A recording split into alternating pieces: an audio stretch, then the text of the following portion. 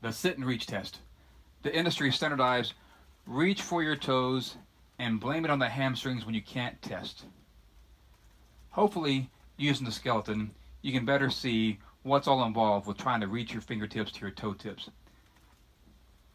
Right now, between the fingertips and the toe tips, how many joints are there between the two? How many muscles? How many ligaments? How many tendons? The answer is all of them. So when you're reaching for your toes, why do the hamstrings get the blame if you can't? Why do the hamstrings get the credit if you can?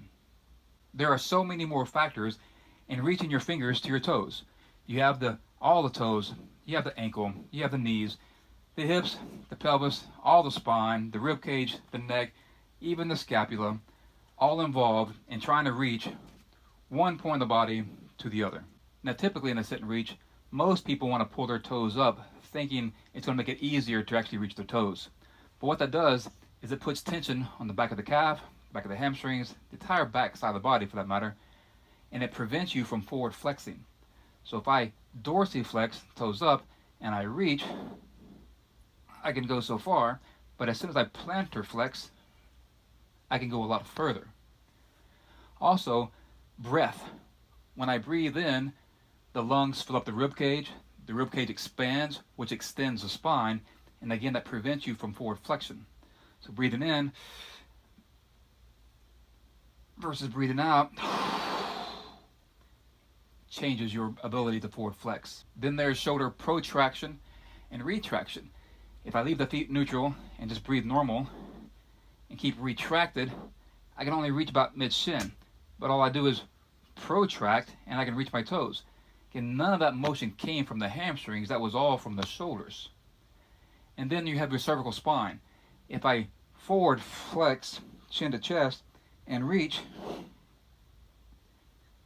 the tension on the back of the neck creates tension down the spine, and again preventing me from forward flexing.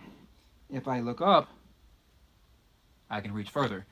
So again, there's a lot more involved than the hamstrings when you sit and reach.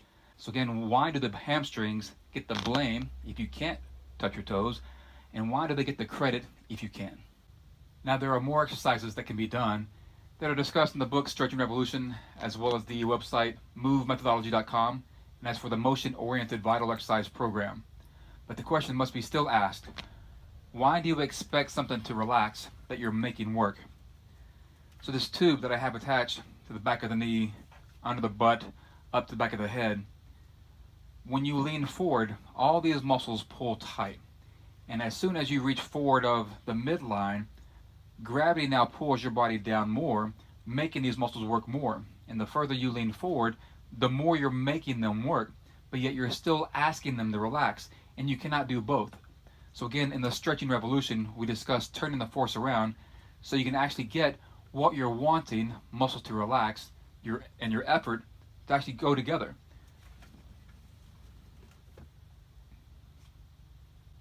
You only have one body. You should respect it and stop following the mindless tradition, the old-fashioned, the outdated, pull it till let's go mentality. There are better ways to do it, and I discuss those again in Stretching Revolution and the movemethodology.coms.